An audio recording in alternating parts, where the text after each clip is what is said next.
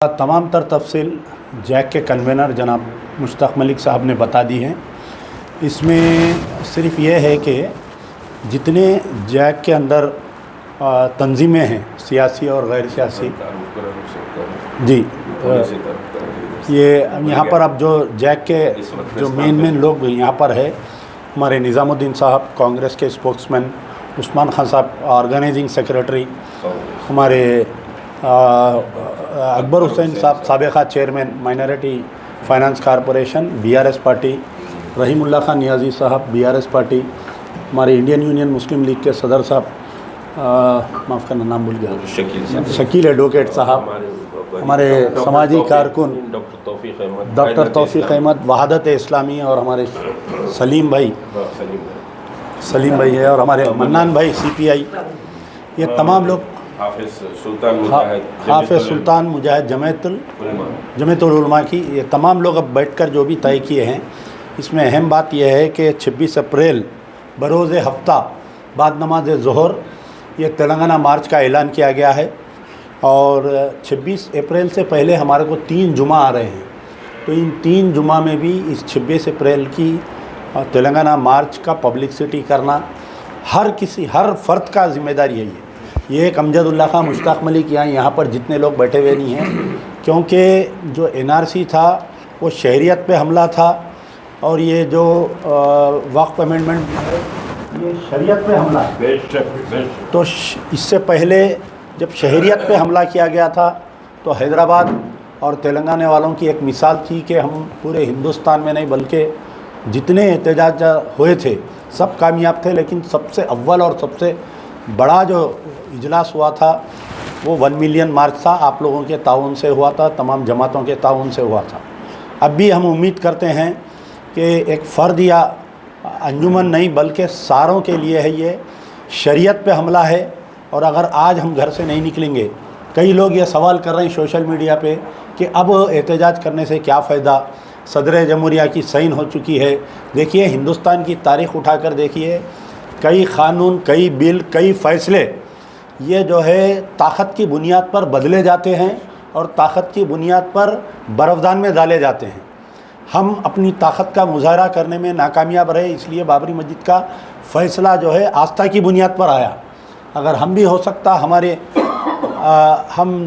हमारा अगर पावर बता सकते थे तो हो सकता वो फ़ैसला उनके हक़ में नहीं आता। तो उसी तरीक़े से आने वाले हालात बहुत ख़राब है। अगर हम इस वक्फ अमेंडमेंट बिल पर खामोश बैठेंगे तो आने वाले दिनों में जो है कॉमन सिविल कोड न जाने क्या क्या, और जो RSS और BJP के बस्ते में है सारे फ़ैले बाहर आएंगी। तो इसके लिए मजलिस बचाओ तहरीक की तरफ से, जॉइंट एक्शन कमेटी की तरफ से, तहरीक मुस्लिम शब्बान की तरफ से, तमाम जमातों की तरफ से मैं ये जो भी हमारा देख रहे हैं उनसे अपील करता हूँ कि आप पॉजिटिव सोचिए हर चीज़ के लिए, और अल्लाह उसको पॉजिटिव करेगा। नहीं, अगर आप लोग नेगेटिव सोचेंगे कि ऐसा बाहर है तो ऐसा होगा क्या। कल से सोशल मीडिया पे एक मैसेज फिर रहा, शायद आप लोग देखे होंगे कि भाई नौजवान जो बाहर आएंगे उनके ताल्लुक़ से क्या जॉइंट एक्शन कमेटी ज़िम्मेदारी लेती क्या। अरे अल्लाह आपका ज़ामीन है, हमारा कोई ज़िम्मेदार नहीं है, हमारा कोई ज़ामीन नहीं है, तो हम किसी की ज़मानत कैसा दे सकते। अल्लाह हर मुसलमानों का ज़ामीन है, ज़िम्मेदार है।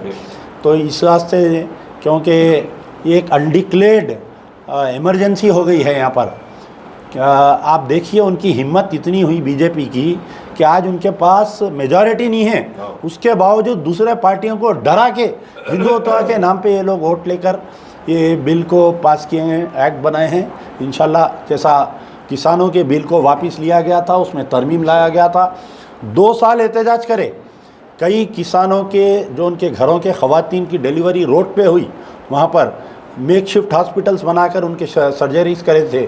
तो क्या अगर 2 करोड़ सरदार जी या किसान एहतजाज कर सकते तो हम क्यों नहीं कर सकते, हम क्यों बिल को वापस नहीं ला सकते। तो मैं हम तमाम से गुजारिश करता हूँ कि don't think negative, think positive, everything will be positive. मैं हमारे इस एहतजाज में किस तरह से पार्टिसिपेट करना चाहिए, पट्टियाँ बांधकर या फिर वो आगे जैसा आप देखिए तारीख वो हो गई तो जो भी है पट्टियाँ बांध के तो आना ही पड़ेगा, जी सर। काले कपड़े पहन के आना पड़ेगा, काला झंडा लेके, एक हाथ में काला झंडा लेके एक हाथ में हिंदुस्तान का झंडा लेकर आइए आप लोग। ये आगे चल के जैसा जैसा बैठक होते जाएंगे उसको मैं हमारे निज़ाम भाई जो एक सवाल ये भी था कि मिलियन मार्च हो रहे हैं जो तेलंगाना से कहीं अवाम आएंगे, अगर पुलिस की तरफ से कुछ कंडीशनल परमिशन मिली तो उस पर क्या कहें? नहीं, देखिए अभी यहाँ पर यह है कि यहाँ पर गवर्नमेंट किसकी है, लास्ट टाइम गवर्नमेंट किसकी थी, तो अब मौजूदा हमारे को जो है ऐसा रुकावट नहीं पेश आएंगी जहाँ तक मेरा ख्याल है।